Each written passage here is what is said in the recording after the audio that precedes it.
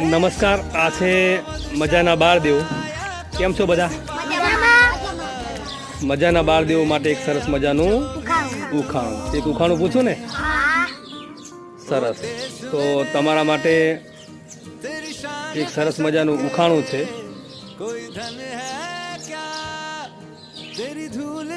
ચાલે છે પણ જીવ નથી.